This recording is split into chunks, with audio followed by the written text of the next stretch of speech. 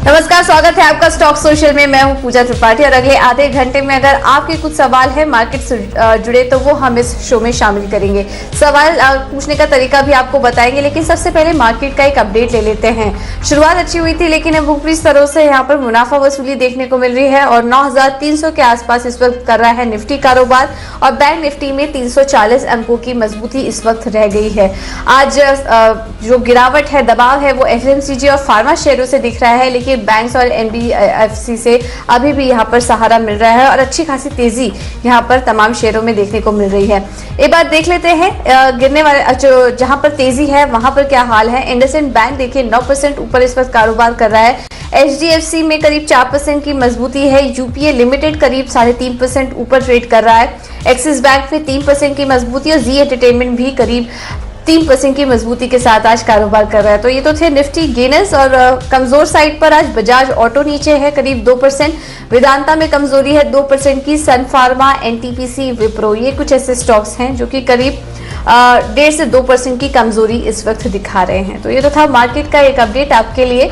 और अगर इस बीच सवाल भी अगर आपके कुछ है तो वह हमसे पूछ सकते हैं। सवाल पूछने का तरीका आपको बता देते हैं। आप ट्विटर, फेसबुक और व्हाट्सएप के जरिए अपने सवाल हम तक पहुंचा सकते हैं और इसके अलावा टोल फ्री नंबर है जिससे अपने सवाल पूछ सकते हैं। लेकिन हमारी कोशिश यही रहेगी ज्यादा से ज्यादा सवाल सोशल मीडिया हैंडल से लेने की। और आपके सवालों का जवाब देने के लिए हमारे साथ एक्सपर्ट भी जुड़ चुके हैं। आनंद राठी सिक्योरिटीज से नीलेश जैन हमारे साथ जुड़ चुके हैं। नीलेश, बहुत बहुत शुक्रिया समय देने के लिए। सबसे पहले तो मार्केट पर आपका व्यू समझना चाहेंगे। नीलेश, क्या व्यू बन रहा है आपका? ऊपरी स्तरों से हम देख रहे हैं हल्की मुनाफा वसूली इस वक्त देखने को मिल रही है। आज के लिए ट्रेड क्या देख रहे हैं आप? गुड मॉर्निंग पूजा जी। ओवरऑल मार्केट पे जो रुझान है वो हमारा पॉजिटिव साइड में ही था। निफ्टी में जो हमारे इमीडिएट टारगेट हम एक्सपेक्ट कर रहे थे 9350, 9400 एक काफी मेजर रेजिस्टेंस जोन है। जब तक ये लेवल डिसाइसिवली निफ्टी ब्रेक नहीं करेगा तब तक हमारा ये मानना है कि ओवरऑल एक कंसोलिडेशन देख सकते हैं। जैसे कि हमारी इस वीक हमारे मंथली डेरिवेटिव एफएनओ की एक्सपायरी है, तो चांसेस बहुत ज्यादा है कि वॉलेटिलिटी काफी ज्यादा होगी। और बैंक निफ्टी इनफैक्ट मैं कहूंगा कि स्ट्रक्चर थोड़ा मजबूत दिख रहा है कंपेयर टू निफ्टी। 21,000 तक के लेवल हम बैंक निफ्टी में एक्सपेक्ट कर सकते हैं। थोड़ी बहुत शॉर्ट कवरिंग रैली हम एक्सपेक्ट कर रहे हैं बैंक निफ्टी में। कुछ एक प्राइवेट सेक्टर बैंक जो हमें काफी अच्छे लग रहे हैं, कोटक महिंद्रा बैंक जिस पर हम ऑलरेडी पॉजिटिव थे। आईसीआईसीआई बैंक एक है, वहां पे हम नेक्स्ट अपमूव देख सकते हैं आता हुआ। तो बैंक निफ्टी पे थोड़ा कंफर्ट लेवल ज्यादा आ रहा है compare to Nifty from very short term perspective. 20,000 का मेजर सपोर्ट जोन बन चुका है। 21,000 का अपमूव हम एक्सपेक्ट कर सकते हैं। वहीं निफ्टी की बात करें तो 9150, 9200 एक सपोर्ट शिफ्ट होता हुआ देख रहे हैं। वहीं अगर डेरिवेटिव का सेटअप भी देखें तो 9000 पुट में मैक्सिमम ओपन इंटरेस्ट शिफ्ट हो चुका है। वहीं कॉल साइड में 9500 पे मैक्सिमम बेस बन चुका है और फ्रेश कॉल राइटिंग जो 9400 पे हो रही है वो इंडिकेट कर रही है कि एक बहुत ही मेजर हर्डल है 9400 का। जब तक ये लेवल पार नहीं होगा एक कंसोलिडेशन हम एक्सपेक्ट कर रहे हैं।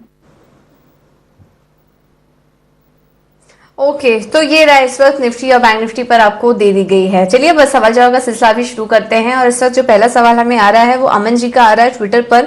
इन्होंने ग्लेनमार्क पर सवाल भेजा है और साथ ही साथ सिप्ला पर भी इनका सवाल आया हुआ है। ग्लेनमार्क निवेश इन्होंने 348 पर लिया हुआ है 348 पे, और सिप्ला 630 के भाव पर इन्होंने सिप्ला लिया हुआ है। आज हम देख रहे हैं फार्मा शेयरों में हल्की कमजोरी भी है। फार्मा इंडेक्स करीब 1.5% नीचे इस वक्त कारोबार भी कर रहा है। ये दो स्टॉक्स में क्या करना चाहिए? इनका सवाल है कि बने रहें सिप्ला और ग्लेनमार्क में या फिर एग्जिट कर लें स्तरों से।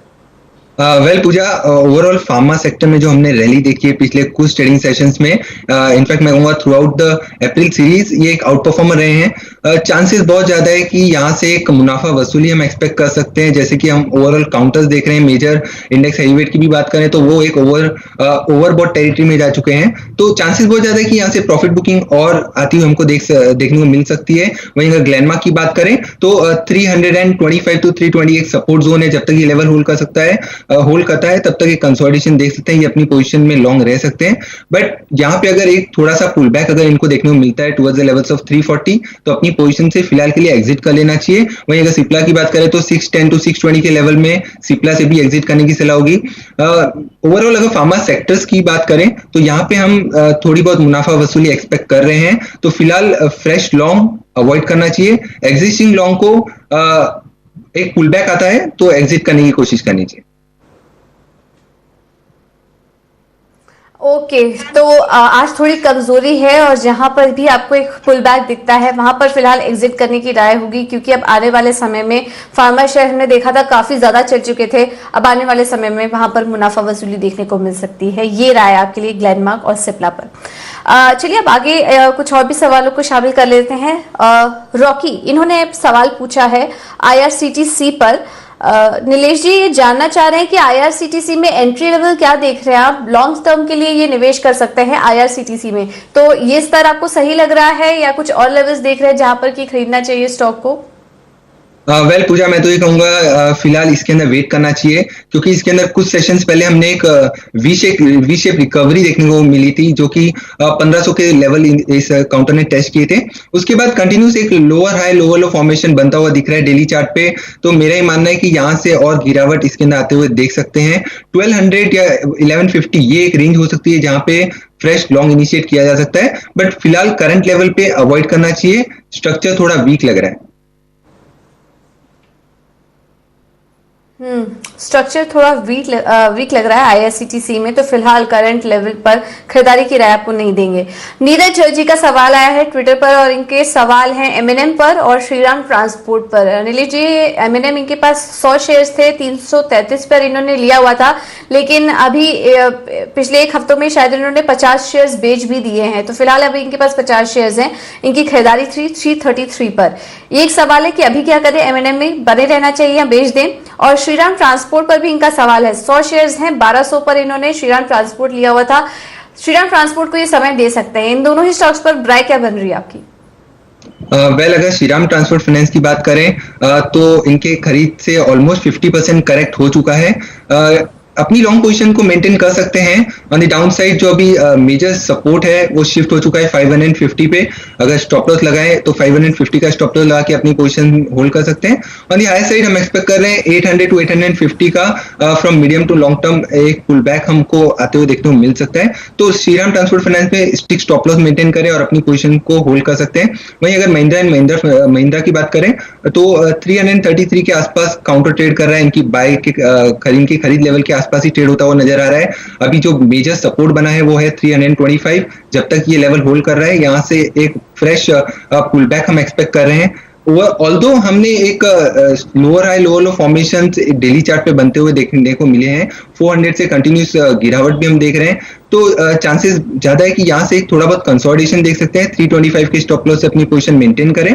अगर पुल बैक आता है 350 370 तो अपनी पोजीशन एग्जिट कर लेनी चाहिए।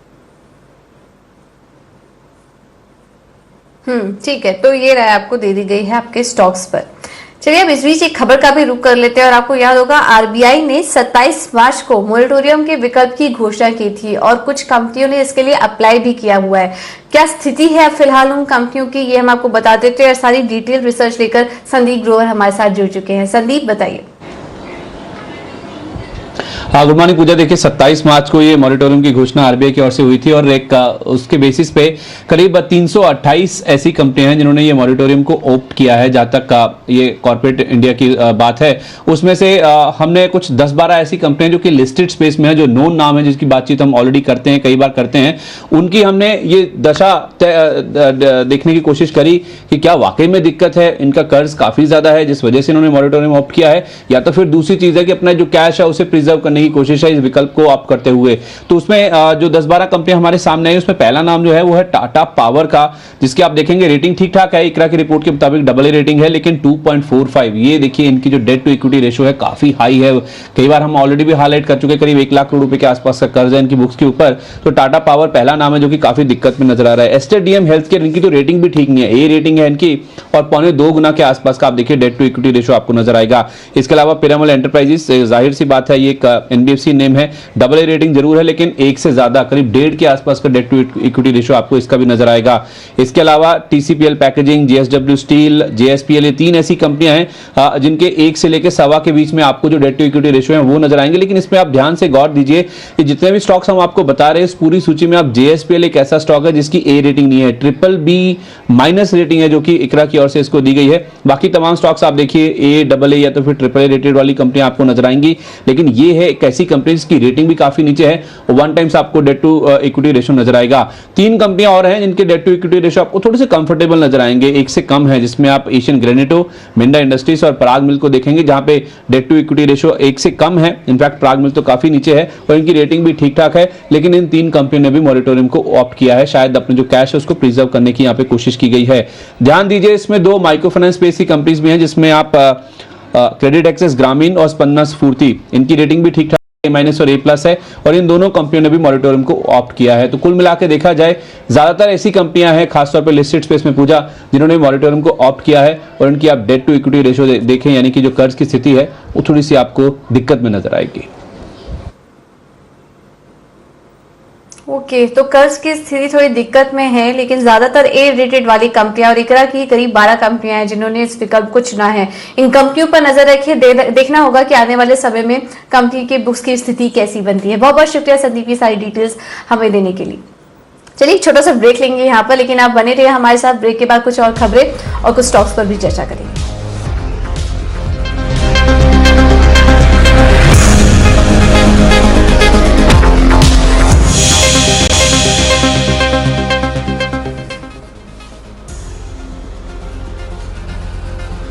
ब्रेक के बाद आपका स्वागत है और कुछ और भी खबरों पर फोकस कर लेते हैं। अब टी और कॉफी स्टॉक्स ये आज फोकस में, ये पूरा स्पेस आज फोकस में है, क्योंकि माना जा रहा है कि कोरोना का असर इस स्पेस पे नहीं हुआ है, इनके कंजम्पशन पे नहीं हुआ है। और क्या कुछ डिटेल्स निकल कर आ रही हैं, इस पर भी बात कर लेते हैं और ये बताने के लिए आशीष हमारे साथ जुड़ चुके हैं। आशीष बताइए। जी बिल्कुल, कॉफी बोर्ड की तरफ से एक रिपोर्ट आ रही है जिसमें कहा जा रहा है कि कॉफी का जो कंजम्पशन है इसके ऊपर बिल्कुल भी असर नहीं देखने को मिला है। इस ग्लोबल पैंडेमिक का वैश्विक तौर पर अगर आप देखें तो इस रिपोर्ट में लिखा गया कि पिछले साल के मुकाबले, यानी साल 2019 के मुकाबले इस साल जो है कॉफी की जो कंजम्पशन है, जो मांग है, वो लगभग 1% बढ़ती हुई नजर आएगी। देखिए काफी अच्छा माना जा रहा है, क्योंकि ग्लोबल चिंता के दौरान जब काफी इम्पैक्ट देखने को मिला है तो ऐसे में एक डिमांड ग्रो होना अपने आप में अच्छा है। लेकिन अगर आप शॉर्ट टर्म बेसिस पर देखें तो एक डिमांड सप्लाई का गैप भी इन कंपनियों के फेवर में जाते हुए दिख रहा है, क्योंकि हम जानते हैं कि सप्लाई डिस्ट्रप्शन है, लॉजिस्टिक्स इशू है, डिस्ट्रीब्यूशन ठीक से हो नहीं पा रहा है। ऐसे में बाजार में हल्की सी शॉर्टेज है, लेकिन मांग बरकरार है। और जैसा कि हमने देखा था कि एक FMCG स्टॉक्स में भी बहुत बढ़िया अच्छी तेजी देखने को मिली थी। इसके पीछे का भी कारण ये था कि लोग जितनी जरूरत है उससे ज्यादा खरीदारी कर रहे थे। कॉफी में भी बिल्कुल सेम सिनेरियो बनते हुए दिख रहा है, लोग जितनी आवश्यकता है उससे कहीं ज्यादा स्टॉक करके नजर आ रहे हैं और यही एक इम्पैक्ट देखने को मिल रहा है। साथ ही साथ अगर आप देखें तो डिमांड और सप्लाई का जो गैप है ये तो कंपनियों के फेवर में है ही है। इसके पीछे और भी 2 कारण हैं जो आगे आके अच्छा मौका दे सकते हैं। सबसे पहला तो आप ये देखिए कि कीमतें जो है वो सप्लाई डिस्ट्रप्शन की वजह से कीमतें बढ़ रही हैं और कॉफी बोर्ड का मानना है कि 188 रुपए प्रति किलो से बढ़कर करीब 192 रुपए प्रति किलो हो सकती हैं अंतरराष्ट्रीय बाजार में कॉफी की कीमतें। साथ ही साथ आप ये देखिए कि मेजॉरिटी जो 2 लिस्टेड स्पेस में कंपनियां हैं, एक तो टाटा कॉफी है, दूसरी CCL प्रोडक्ट्स, ये दोनों जो मेजर अपनी रेवेन्यू कमाती हैं ये एक्सपोर्ट से कमाती हैं। CCL प्रोडक्ट्स तो अगर आप देखें तो भारत में सबसे बड़ा इंस्टेंट कॉफी का प्लेयर है, टाटा कॉफी का भी उत्पादन नंबर 1 पर है। ऐसे में इनकी मेजॉरिटी जो रेवेन्यू है वो एक्सपोर्ट से आती है, यानी जो रुपए में गिरावट है और डॉलर में जो मजबूती है इसका भी फायदा देखने को मिलेगा। यही कारण है कि आज हम देख रहे हैं कि जो मेजॉरिटी 2 कॉफी प्रोड्यूसर्स हैं, CCL प्रोडक्ट्स और टाटा कॉफी, इनमें तेजी देखने को मिल रही है।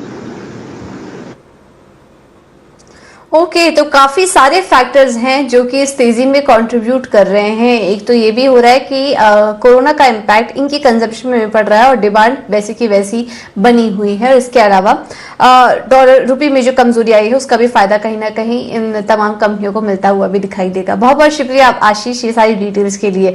एक बार राय ले लेते हैं इन तमाम स्टॉक्स पर भी। नीलेश जी आप बताइए क्या व्यू बन रहा है आपका इसमें। टाटा कॉफी आज देखिए 4.5% ऊपर है। ये जो स्पेस है अच्छी तेजी आज कुछ चुनिंदा स्टॉक्स में देखने को मिल रही है। कोई स्टॉक है जो आपको पसंद आ रहा है इन स्तरों पर? वेल पूजा, जो तीनों स्टॉक डिस्कस किए अभी, उसमें से ज्यादा कंफर्ट जोन में कहूंगा नेस्ले इंडिया पे आ रहा है। ओवरऑल स्ट्रक्चर देखे तो एक लो जो बना था लगभग 12,500 से 13,000 के आसपास से, तब से एक continuous high top high bottom का फॉर्मेशन इस पर्टिकुलर काउंटर में देखने को मिला है। ऑन द हाई साइड 18,000 से 18,500 तक का हम एक्सपेक्ट कर रहे हैं। ऑन द डाउन साइड 17,000 का एक मेजर सपोर्ट है, वो स्टॉप लॉस लगाने की सलाह होगी। वहीं अगर टाटा कॉफी और CCL प्रोडक्ट देखे, दोनों का ऑलमोस्ट सिमिलर स्ट्रक्चर है, दोनों में कंसोलिडेशन काफी समय से देख रहे हैं। टाटा कॉफी में ब्रेकआउट अवेटेड है, 75.8 का लेवल है, जैसे ये लेवल पार होगा ऑन द हायर साइड 80 से 82 तक का आप मूव एक्सपेक्ट कर सकते हैं।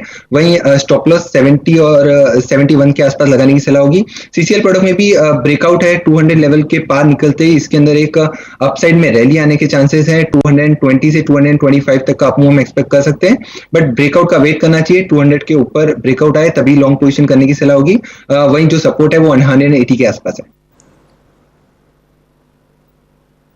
ओके, तो ब्रेकआउट का वेट करें सीसीएल प्रोडक्ट्स में और टाटा कॉफी में, और स्टॉप लॉस के साथ अगर आपको खरीदना हो तो फिर खरीदारी करने की राय होगी, वरना इस स्पेस से नेस्ले काफी एक सेफ बेट नजर आ रहा है। बहुत बहुत शुक्रिया नीलेश ये सारी डिटेल्स हमारे साथ शेयर करने के लिए और तमाम स्टॉक्स पर अपनी राय देने के लिए।